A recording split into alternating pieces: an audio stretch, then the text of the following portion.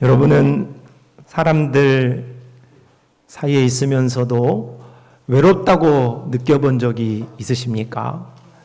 분명 내 곁에는 사람들이 있고 함께 밥도 먹고 함께 웃고 떠들기도 하지만 외롭습니다. 내 마음을, 진짜 내 속을 이해해 줄 사람이 없다고 느낄 때 우리는 고립감과 외로움을 경험하지요. 작가 허지웅은 나는 내가 외롭다고 말할 때 가장 외롭다 했습니다. 누군가에게 나 외로워, 나 힘들어 하고 마음을 털어놓았는데 그것이 받아들여지지 않을 때의 절망감과 거절감 속에 우리는 단절감을 느끼게 되는 것이죠. 현대의 외로움은 혼자 있어서 외로운 게 아니라 많이 있지만 군중 속에 고독함을 느끼는 것입니다. 성경에도 이런 외로움을 겪은 인물이 있었습니다. 바로 하갈이지요. 창세기 16장에 하갈은 주인 사라의 질투와 학대를 피해 광야로 도망했습니다. 남편도 가족도 이웃도 자기 편이 없는 완전히 고립되어진 광야에 서 있을 때 하나님이 찾아와 묻습니다. 하갈아, 네가 어디서 왔으며 어디로 가느냐? 그렇게 하나님께서 물으셨을 때에 하갈은 대답합니다. 하갈이 자기에게 이르신 여호와의 이름을 나를 살피시는 하나님이라 하였으니 사람들은 그녀를 보지 못했습니다. 아브라함도 그리고 그의 아내 사라도 그리고 주변에 있는 사람들도 그를 돌보지 않았습니다. 그러나 하나님은 그녀를 보셨고 그녀를 돌보셨다 하는 것이죠. 오늘 보면 요한계시록 1장 9절 말씀도 마찬가지입니다. 사도 요한은 아무도 없고 아무 소망도 없어 보이는 밤모라는 섬에 유배되었습니다. 끝인가? 이제 마무리되어야 하는가? 하고 생각했을 때에 새로운 시작이 되었습니다. 요한은 주의 음성을 듣고 7 교회를 향한 사명을 받게 되었습니다.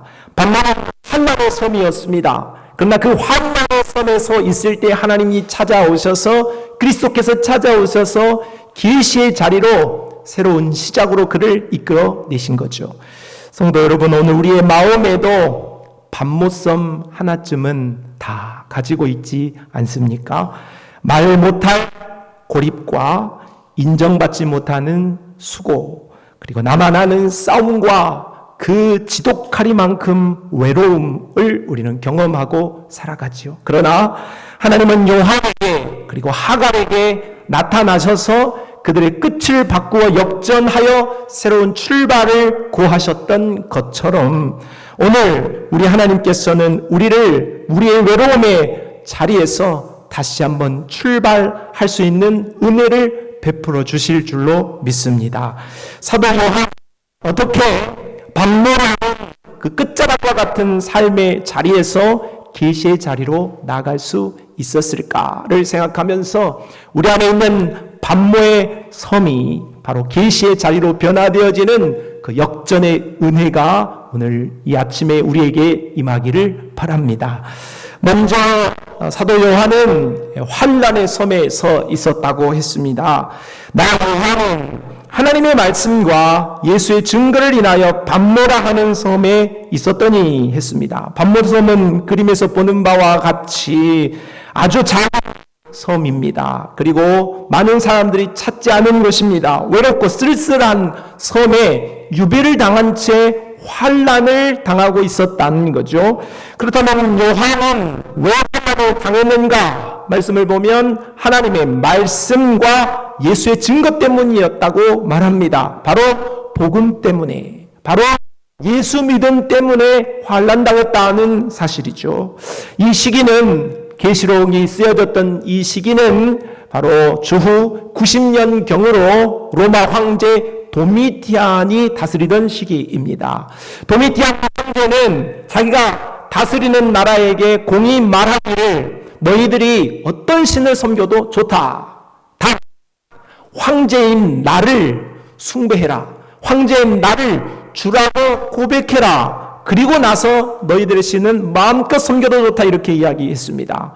그러니 속국에 있는 자들이, 치하하는 자들이 그 말이 그렇게 싫은 말이 아닙니다. 당연히 받아들일만 합니다. 황제를 향하여서 주라고 말하기만 하면 자기들이 하고 싶은 대로 할 수 있으니까 말이죠. 그러나 기독교인들 입장에서는 이 말이 통하지가 않습니다. 하나님은 유일하신 분이시고 예수 그리스도는 유일한 구세주이기 때문에 그 주는 바로 예수 그리스도이기 때문에 그것은 불가한 로마의 방침인 것이죠. 따를 수 없었습니다. 그러니 로마 황제 입장에서 볼 때에 많은 사람들 가운데 유독 기독교인들만은 자신의 방침에 따르지 않고 자신의 이러한 정책에 따르지 않는 사람들로 여겨서 그들을 불신자로 여겼습니다. 우리도 예수 안 믿는 사람들을 불신자라고 말하는데 반대로 로마 황제도 기독교인들은 자신을 믿지 않으므로 자신을 황제로 여기지 않으므로 그들을 불신자로 여기고 핍박을 가했다 하는 것이 되겠습니다. 요한의 환난은 다른 데 이유가 있지 않았습니다. 예수 믿음 때문에 복음 때문에 당하는 환난이었습니다. 그런데 오늘 구절 말씀을 자세히 보면 오늘 방금 읽었던 9절 하반절에 요한이 이렇게 환난을 당했다 하는 말 앞에 그 상반절 9절 상반절에 이런 말씀이 있습니다. 같이 한번 읽어보죠. 시작.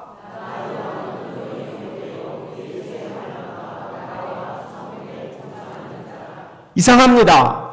나는 환난을 당했다. 그러니 이렇게 살겠다가 아니고 먼저 환난을 당한 이야기 앞에 자신의 각오를 먼저 쓰고 있습니다. 이 말은 강조점이 환난을 내가 어떻게 당했냐, 환난의 크기가 어떻냐, 환난의 모양이 무엇이냐 보다 중요한 것은 그 환난 당한 것에 대한 요한의 태도다 하는 것이죠. 나는 환난을 당했지만, 나는 박노의 유배를 당했지만 나는 이런 상황 속에서 이런 신앙의 각오를 가지고 살아간다 하고 고백하고 있는 것이죠. 요한이 보여준 환난의 신앙인의 자세는 어떠했는가를 본다면 그는 예수의 환난에 동참하겠다고 말합니다. 예수의 나라에 동참하겠다고 말합니다. 예수의 찬양에 동참하겠다고 말하고 있습니다. 그가 예수의 환난에 동참하겠다 말했습니다. 환난이라는 말은 눌린다, 압박한다, 고통을 준다 하는 의미가 되겠습니다. 예수 그리스도를 믿고 따르므로 말미암아 고난과 핍박이 바로 요한에게 가해졌던 것이죠. 예수님은 요한복음 16장 33절에 세상에서는 너희가 환난을 당하나 라고 이미 예고해 주셨습니다. 너희가 예수 믿으면 이 땅에서 아무런 고통이 없고 아무런 문제가 없다 말씀하지 않고 환난을 당한다 이렇게 예고하셨죠. 그러나 담대하라, 내가 세상을 이기었다 하고 말씀하신 바가 있습니다. 그러니 예수님은 자신이 환난을 당한 것처럼 자신을 믿는 자들은 환난을 당할 수 있다 하고 이미 경고해 두셨던 거예요. 그러니까 사도 요한은 오늘 자신이 예수를 믿기 때문에 환난을 받고 유배를 받고 고통을 당하고 있는 것이 바로 예수님이 말씀하신 그 환난에 자신이 동참하고 있다 그렇게 여겼다 하는 거예요. 성도 여러분, 오늘 우리가 예수를 믿었지만 예수님의 사랑을 받지만은 오늘 우리도 환난을 당할 수 있습니다. 그 중요한 것은 내가 당하는 환난이 나의 개인적인 환난으로 끝나는 것이 아니라 바로 우리 주 예수 그리스도께서 당하신 그 환난에 내가 동참하는 것이다 라고 여길 때에 오늘 우리는 담대함으로 이 환난을 이겨낼 수 있을 줄로 믿습니다. 두 번째, 이 요한은 이 환난 중에 신앙의 각오를 다지기를 예수님의 나라에 동참한다고 여겼습니다. 나라라는 말은 단순히 영토가 아니라 바로 예수님의 통치와 주권 아래에 놓인다 하는 말의 뜻이 되겠습니다. 회개하라, 천국이 가까이 왔느니라 했습니다. 하나님의 나라는 너희 안에 있느니라 했습니다. 오늘 요한은 현재 환난을 당하고 있지만 그 자신이 외적으로 환난을 당하고 있음에도 불구하고 자신의 내적으로 그리고 영적으로 이미 바로 하나님의 나라, 예수의 나라에 속해 있다, 그렇게 믿었다 하는 것이죠. 그러므로 그 현재의 환난을 이겨낼 수 있는 용기가 생기는 것입니다. 뿐만 아니라 자, 이 환난에서 완전히 벗어나서 예수 그리스도의 완전한 통치 속에 들어가고 생각하면서 소망을 가질 수 있었다 하는 것이죠. 성도 여러분, 우리가 환난을 당하지만은 그러나 이 환난 가운데 나는 지금 예수의 통치 아래 있다 여길 때에 오늘 우리가 이 환난을 이겨낼 수 있는 용기가 생기는 것입니다. 그리고 이 환난은 이미 다 지나가고 이제 완전한 예수 그리스도의 통치 앞에 이 환난이 끝나게 되어질 것을 우리가 바라볼 때에 진정한 소망도 생기게 되어지는 것이죠. 환난을 당하지만 우리가 환난에, 예수의 환난에 나라에 동참하는 그런 믿음을 가져야 할 줄로 믿습니다. 세 번째, 요한이 가진 이 환난 중에 가진 신앙의 각오는 참음에 동참하고자 함에 있었다 하는 것이지요. 참음은 단순히 버티는 것이 아닙니다. 잘 참는 사람들이 있어요. 아프다고 말 안 하는 사람들이 있어요. 저 같은 사람은 조금만 아프면 금방 티냅니다. 아이고 아파요. 네. 사삭스럽죠. 그러나 잘 참는 사람들도 분명 있어요. 그런데 여기서 말하는 참음이라는 것은 그런 잘 참는 그런 본성적인 그런 모습을 의미하는 것이 아니라 이 참음이라는 것은 약속을 바라보며 신실하게 참는 믿음을 가진 고집스러운 충성을 의미한다고 하겠습니다. 그러므로 그리스도인들에게 요구되어지는 것은, 믿는 자들에게 요구되어지는 것은 인내요 참음이라고 성경은 누누이 강조하고 있죠. 환난은 인내는 연다고 소망을 이루는 줄 안다 말씀했고, 특별히 요한계시록의 상황은 로마의 그런 이 악독한 지배와 핍박 아래에 있는 그리스도인들이 잘 참아야 잘 건강하지 얻을 수 있고 하나님의 나라를 얻을 수 있다 하는 이야기를 하게 되어지므로 인내해야 한다라는 말씀을 강조하고 있습니다. 성도들의 인내와 믿음이 여기 있다 하고 말씀하고 있는 거죠. 오늘 우리는 믿음을 곧 인내로 여겨야 하고 인내는 곧 믿음이라고 생각해야 하는 것입니다. 요한은 환난 중에 있었지만은 예수 그리스도께서 그 십자가를 참으시고 오늘 죄인된 우리를 향하여서 참으셨던 것처럼 요한은 지금 환난을 참아내고 있는 것입니다. 여러분, 환난 중에 아프지 않은 자가 어디 있습니까? 고난을 당하는데 역당이 우리에게 찾아왔는데 그저 웃으면서 지날 수 있는 사람이 어디 있겠습니까? 그러나 오늘 우리가 환난을 당할 때에 필요한 것은 덕목은 인내다, 참음이다 하는 말씀을 기억하시기를 바랍니다. 환난을 다 지나고 나면 소망이 우리에게 찾아올 수 있음을 믿습니다.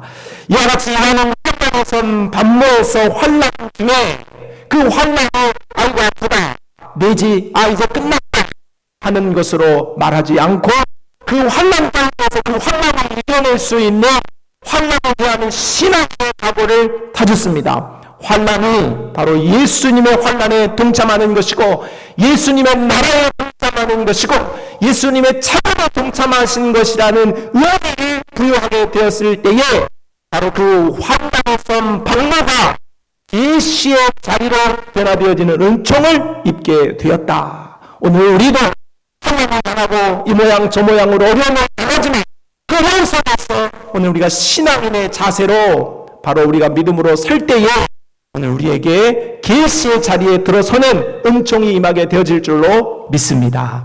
자, 그렇다면 요한은 이런 환난에 선 반모에서 어떠한 계시의 자리에 서서 은총을 입게 되었을까 살펴보도록 하겠습니다. 오늘 10절로 20절의 말씀은 요한이 환난에 선 반모에서 신앙인으로 설 때에 계시의 자리에서 입게 되었던 네 가지 은혜에 대하여서 말씀하고 있습니다.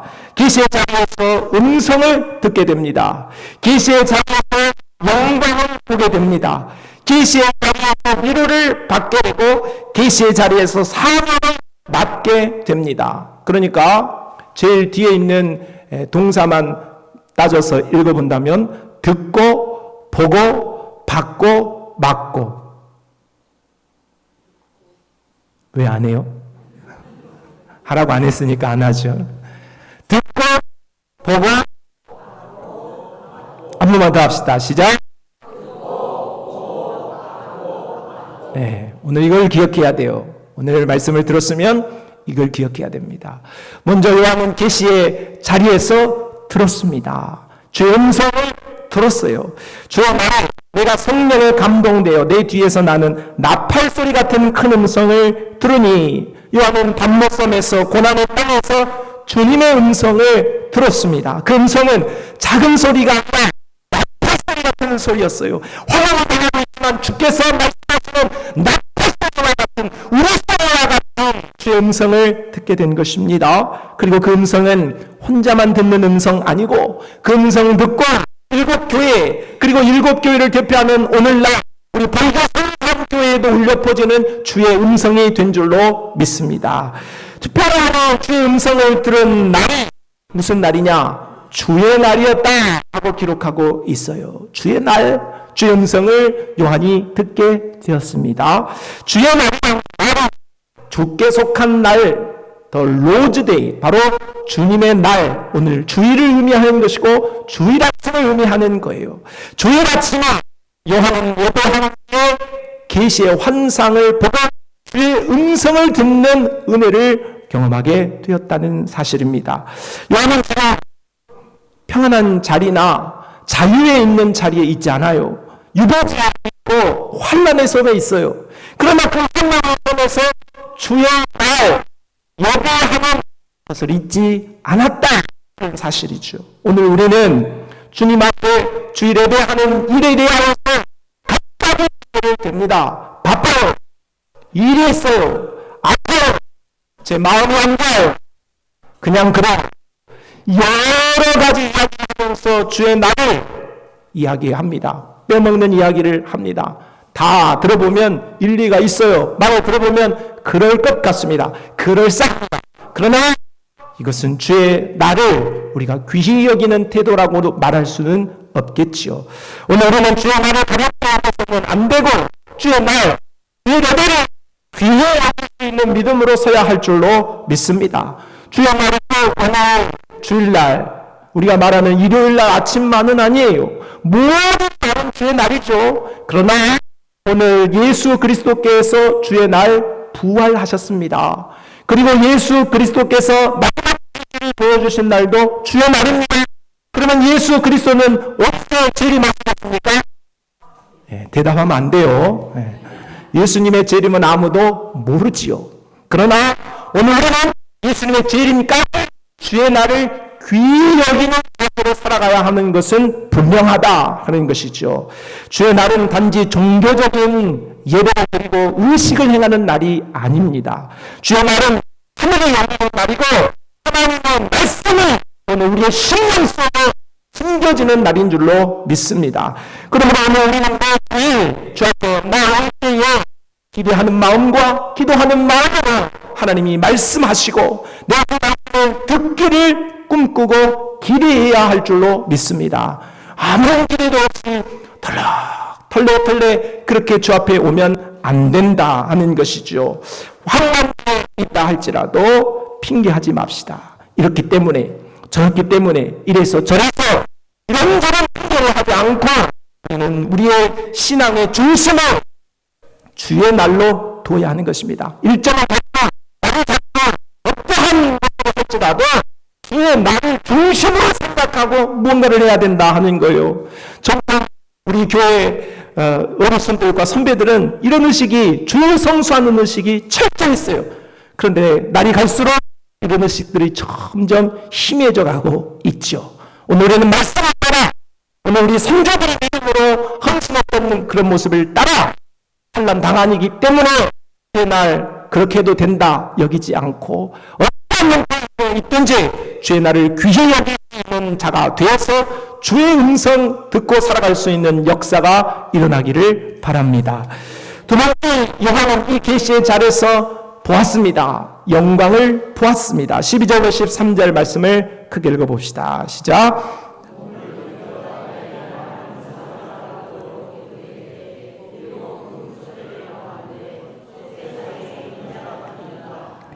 자, 요한은 그날 나팔소리 같은 큰 음성이 들리자 그 음성을 알아보기 위하여서 몸을 돌이켰습니다. 그때에 인자 같은 예수 그리스도의 형상을 보게 됩니다.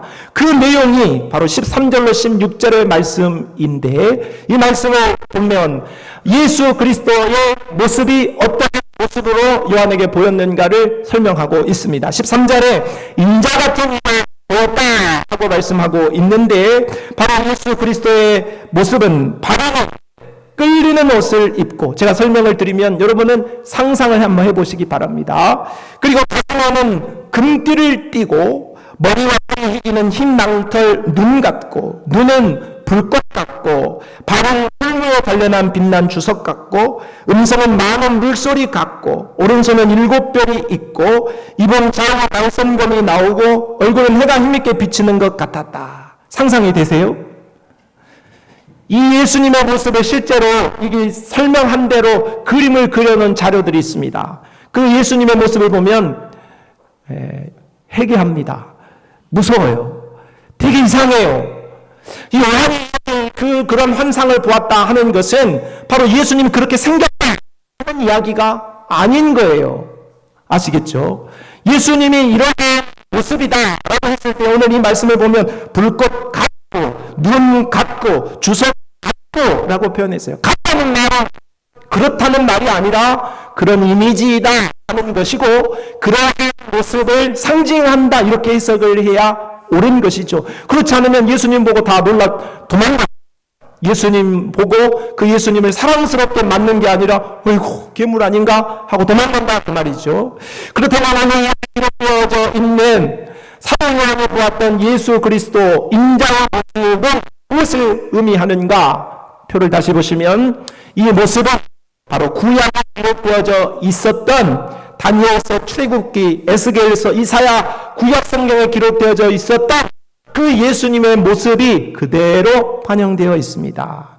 그러니까 그러면 이 인용되어 있는 구약에 나타나 있는 예수님이 바로 하나님의 모습이 무엇을 의미하고 상징하는가를 생각한다면 그것은 바로 메시아의 모습, 하나님의 모습, 제사장의 모습이다라고 우리가 생각해 볼 수 있는 거예요. 정리한다면 요한이 예수 그리스도의 모습을 보았는데 그 예수 그리스도의 모습이 금이 막 입에서 나오고 막 발이 주석같이 어쩌고 그런 것이 중요한 것이 아니고, 이것이 상징하는 하나님께서 성경의 전체를 통하여서 말씀하셨던 하나님의 모습, 예수 그리스도의 모습이 어떤가를 우리가 생각해 내야 한다 하는 것이죠. 그래서 오늘 여기에 기록되어진 요한이 보았던 예수 그리스도의 모습은 예수 그리스도가 메시아이시고, 예수 그리스도가 대제사장이시고, 예수 그리스도가 하나님이시다 하는 것을 요한은 단박에 알아보았다는 거예요. 우리는 유대인들이 아니기 때문에 이 말씀을 보면은 잘 이해가 안 되지만, 유대인들의 구약 성경을 이미 알고 있는 유대인들에게는 이러한 성경을 하면 금방 알아들을 수 있었다 하는 것이죠. 이렇게 요한은 바로 이 계시의 자리에서 바로 예수 그리스도의 영광을 보게 되었습니다. 요한이 이런 영광을 보게 된 계기가 있습니다. 오늘 12절 말씀에 다시 보면 몸을 돌이켜 나에게 말한 음성을 알아보고 돌이킬 때에 이러한 형상을 보게 되었다 하는 것이죠. 요한이 돌이켜 보았다 하는 짧은 동작은 그냥 눈만 까딱했다 하는 의미가 아닙니다. 몸을 돌이켰다 하는 의미는 완전히 신앙의 태도를 바꿨다 하는 것이고, 그의 마음에 그리고 그의 태도를 전환했다 하는 의미가 되겠습니다. 요한은 그 음성을 듣고 다시 한번 돌아가서 몸을 돌이켜서 마음의 태도를 바꾸었을 때에 바로 예수 그리스도의 영광을 보게 되었다 하는 거예요. 그런데 사도 요한은 이 예수 그리스도의 영광을 처음 보지 않았어요. 이미 본 바가 있죠. 기억나십니까? 바로 예수 그리스도께서 세 명의 제자와 함께 변화산에 오르셨을 때, 마태복음 17장에 변화산 사건을 통하여서 예수 그리스도의 희고 밝은 그 영광을 본 바가 있죠. 또한 예수 그리스도께서 십자가에서 죽으시고 부활하신 이후에 그 부활의 영광을 본 바가 있습니다. 그러니 오늘 요한은 처음 영광을 본 것이 아니라 이미 보았던 보았던 영광, 이미 계셨던 영광을 다시 한번 보게 되었다고 말할 수 있는 것입니다. 오늘 우리는 강렬한 환란의 속에 있습니다. 그런데 다시는 환란의 속에 있을 때에 잠시 예수 그리스도의 영광에 대하여서 집중하지 못했지만 오늘 다시 한번 여전히 요한이 환란 중에 있지만 여전히 변화하고 계시는 그리스도의 영광을 다시 보게 되었다. 성도 여러분, 예수님은 어저께나 오늘이나 영원토록 변함없이 영광 중에 계시는 하나님인 줄로 믿습니다. 예수님은 창조주요, 구속주요, 재림주이면서 영광이 한이 없는 분이라고 성경은 말씀하고 있습니다. 우리는 그리스도의 영광을 요한처럼 이미 받은 자가 되었어요. 그런데 우리가 영적으로 환난을 당하고 또 영적으로 침체되어지게 되어지면 그리스도의 영광이 잘 보이지 않아요.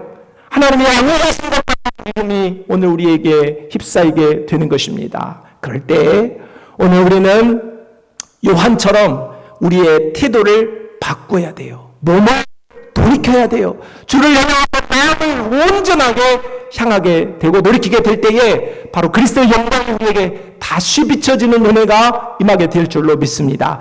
이사야 45장 22절 말합니다. 땅의 모든 끝이여 내게로 돌이켜 구원을 받으라. 나는 하나님이라 다른 이가 없느니라. 여러분, 우리의 태도는 어디에 가 있습니까? 오늘 우리의 시선과 그리고 오늘 우리의 몸과 오직 영광에 계시는 예수 그리스도에게 다시 한번 향하게 되어질 때에 환난을 이겨낼 수 있는 은총이 임하게 되어질 줄로 믿습니다. 세 번째, 사도 요한은 위로를 받았습니다. 자, 17절 말씀을 읽어봅시다. 시작.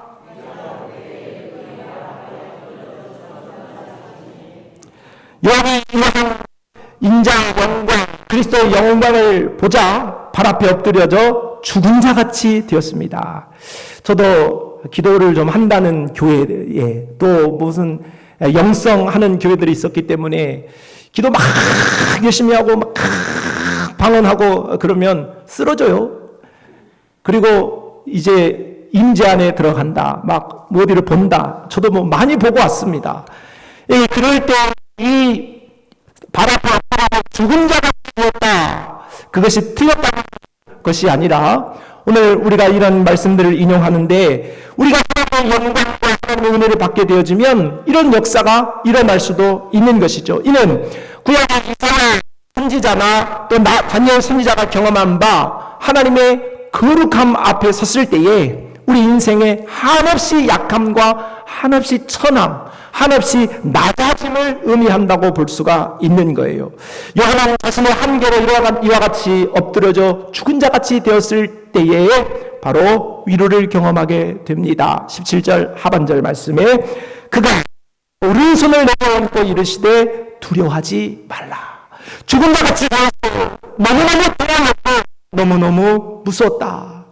환난의 섬에서 다시 한번 주를 향하여 태도를 돌이켰음에도 주의 영광을 보았음에도 불구하고 엎드려져 있는 그에게 우리 주님께서 행하신 일은 손을 얹었다. 저는 이 말씀을 묵상하면서 그 요한에게 얹으셨던 그 그리스도의 예수님의 손을 생각해 보았어요. 얼마나 따뜻했을까. 그리고 얼마나 그것이 형용할 수 없는 그러한 은혜였을까 하는 생각을 해보게 되었어요.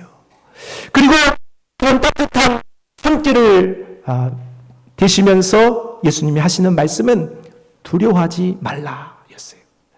모든 인생을 향하여서 성경 곳곳에서 두려워하지 말라는 말씀은 많이 강조되고 있어요. 그 말은 바꾸면 환난을 당한 자는 두렵다는 거예요.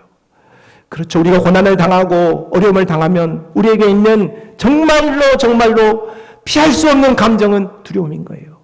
죽음도 두렵고 잘못될까 두렵고 실패할까 두렵고 잘 안 될까 봐 두려운 거죠. 그런데 그 두려움에 있는 어린 요한을 향하여서 손을 얹고 두려워하지 말라 말씀하셨을 때에 얼마나 큰 위로를 받았을까 생각해 보게 됩니다. 자, 그런데 이 요한이 이러한 주님의 만드신 주님의 음성을 듣고 두려워하지 말라 음성을 들었을 때에 우리 예수님께서는 왜 두려워하지 말라고 말씀하셨을까? 17절 이하에 보면 나는 처음이요 마지막이니 곧 살아있는 자라. 내가 전에 죽었었노라. 볼지어다 수 있도록 살아있어 사망과 무의 열쇠를 가졌다. 왜 두려워하지 말라고 하냐? 나는 죽었다가 살아났기 때문에, 나는 처음과 사망과 음부의 열쇠를 가진 자이기 때문에 두려워하지 마. 이런 말씀이에요. 무슨 말이냐? 하나님은 모세에게 나는 스스로 있는 자다 밝히셨죠? 예수님은 제자들에게 나는 선한 목자다, 나는 양의 문이다 하셨어요. 에고 에이미, I am, 나는 무엇이다.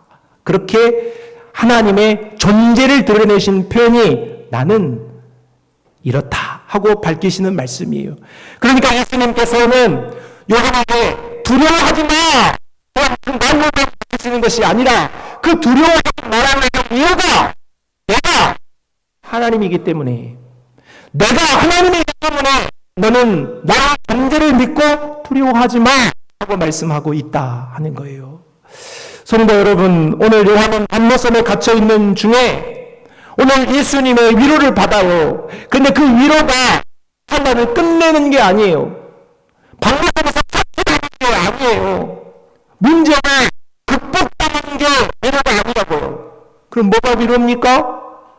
바로 예수 그리스도가 누구인 줄을 제대로 다시 한번 깨닫게 되어지는 것이, 예수님의 존재를 자각하는 것이 위로였다, 그렇게 말씀하고 있습니다. 우리가 겪는 질병과 실패, 외로움과 원하는 인생의 반모섬은 종종 빠르게 사라지지 않아요. 그러나 오늘 우리가 주님의 임재와 주님의 존재를 나는 멋멋이다, 내가 있다, 이러한 주님의 존재를 자각하고 있을 때에 문제는 해결되지 않았어요. 문제는 그대로 있어요. 그런데 오늘 우리 하나님이 살아계시고 오늘 예수님과 함께 하시고 나를 두려워하지 말라고 말씀하시는 그 말씀을 듣는 것 자체가 오늘 내게 큰 위로가 되어지는 줄로 믿습니다. 문제 해결되지 않아도 주님이 계시다, 주님이 함께 한다 하는 것 그 자체가 나를 평안함으로 인도해 내는 것이죠. 요한복음 14장 1절은 이렇게 말씀합니다. 같이 읽어봅시다. 시작. 너희는 마음에 근심하지 말라. 하나님을 믿으니 또 나를 믿으라. 아멘. 주님은 단순히 고난을 해결하시거나 오늘 우리가 하나님을 동정하는 것으로 끝내시는 그런 분이 아닙니다. 거기까지만 하시는 분이 아닙니다. 그것보다도 그 환난과 고난을 훨씬 뛰어넘어서 우리와 함께 한다. 야, 내가 너와 함께 하잖아. 네 어려움이 있고 이 문제가 있어도 내가 너와 함께 하잖아 하는 것이 바로 환난을 이겨낼 수 있는 큰 위로인 줄로 믿습니다. 사랑하는 성도 여러분, 오늘 그리스도의 위로가, 그리스도의 존재가 여러분에게 큰 평안으로 있기를 바랍니다. 자, 마지막으로 요한은 이러한 계시의 자리에서 사명을 맡게 됩니다. 요한은 홍성부터 영광과 위로를 받은 후에 사명을 맡았지요. 그러나 네가 본 것과 지금 있는 일과 장차 될 일을 기록하라 했는데, 본 것 계시록 1장, 지금 있는 일 계시록 2장에서 3장, 그리고 장차 될 일 계시록 4장에서 22장, 이렇게 전통적으로 해석합니다. 그렇게도 볼 수 있겠죠. 그런데 오늘 이 말씀을 더 생각해 본다면 이 말은 모두 예수 그리스도, 바로 메시아의 역사가 성취되어질 것에 대한 예언과 성취되어진 것에 대한 예언을 삼중적인 표현으로 반복하여 강조하는 문학적 표현이다, 이렇게 보는 것이 더 옳을 것 같습니다. 여러분, 바로 이렇게 예수 그리스도께서 이루어 계신 구속의 사역이 이제 본 것과 이 지금 있는 일과 장차 될 일을 기록하여서 전달하는 사명을 받고 있다 하는 것이죠. 20절은 그 구속사의 이런 내용을 말하고 있습니다. 자, 20절을 읽어봅시다. 시작. 네가 본 것은 내 오른손의 7별의 비밀과 또 7 금촛대라. 7별은 7교회의 사장, 7 촛대는 7 교현이다 했습니다. 바로 구속사의 핵심이 뭐냐? 예수 그리스도이다 하는 것이고, 구속사의 핵심 바로 예수 그리스도께서 탄생하게 하신 교회, 성도, 그것이 바로 요한계시록의 주제가 되겠습니다. 요한계시록을 그러면 우리가 원하다 보면 무섭다, 잘 모르겠다 그렇게 해석할 수 있지만, 요한계시록은 아주 단순한 책이고, 요한계시록은 정말 우리 성도의 위로가 되는 책이며 우리 모든 교회의 희망이고 소망이 되어지는 위로의 말씀이라고 할 수 있는 것이죠. 바로 요한, 예수님은 이렇게 박노선에 앉아있는 요한을 찾아와 위로만 한 게 아니라 사명을 주셨습니다. 예수님은 실패한 병원에 찾아가셔서 3번을 위로만 한 것이 아니라 사명을 맡으셨다. 그 사명은 교회와 성도인 것입니다. 성도는 그러므로 홀로 나는 개인적으로 신앙생활하고 나는 예수님으로부터 위로만 받아야 되겠다라고 생각한다면 우리의 신앙은 반쪽짜리입니다. 이미 신앙이 병들어 버린 거예요. 오늘 우리의 신앙은 예수로부터 위로를 받고 사명을 받아서 가야 바른 믿음으로 우리가 섰다, 이렇게 말할 수 있는 것이죠. 성도는 위로받고 교회와 성도회를 감당하는 사명의 자리로 나아가야 합니다. 환난을 당했으니까 나는 너무 힘들고 나는 너무 어려우니까 나는 너무 건강하고 어려워요. 나를 좀 상관하세요. 내가 뭘 할 수 있을까? 나는 나만 해주세요. 그렇게 주님 앞에 구하는 것은 환난을 당한 믿음의 자세가 아닙니다. 오늘 우리는 환난을 극복하고 그 환난 이후에 환난 중에 할지라도 바로 그리스도를 위하여, 교회를 위하여, 성도를 위하여 살아갈 수 있는 믿음으로 나아가는 줄로 믿습니다. 고린도전서 14장 1절의 말씀입니다. 우리는 4장 1절, 우리는 그리스도의 일꾼이요 하나님의 비밀을 맡은 자로 여길지어다. 아멘. 비밀이라는 것이 숨겨졌다는 의미가 아니에요. 계시라는 것이 숨겨지고 은밀하고 비밀하고 비밀을 풀고 그런 이야기가 아닙니다. 바로 하나님의 비밀은 예수 그리스도이시고 예수 그리스도의 비밀은 교회예요. 성도라 합니다. 그러니 오늘 우리는 환난 중에 있지만 우리 주 앞에 구할 때 주님, 나의 환난 중에 나를 위로하여 주시고 나를 회복해 주십시오 라는 기도와 더불어서 내가 회복지고 교회와 성도를 돌볼 수 있는 사명을 잘 감당하게 하여 주십시오 하고 기도해야 할 줄로 믿습니다. 말씀을 마치겠습니다. 성도 여러분, 요한은 환난의 섬 반모에서 계시의 자리로 나아갈 수 있었습니다. 계시의 자리에서 위로를 경험할 뿐만 아니라 사명을 붙들게 되었죠.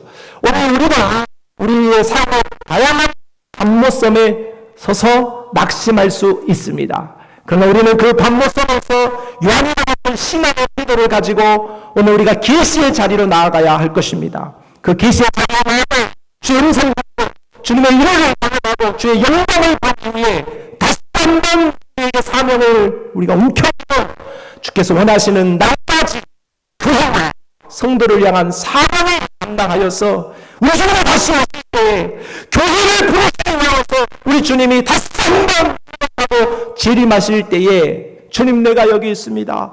할렐루야 하면서 주님을 맞이할 수 있는 그런 복된 성도들이 다 되시기를 주님의 이름으로 축복합니다.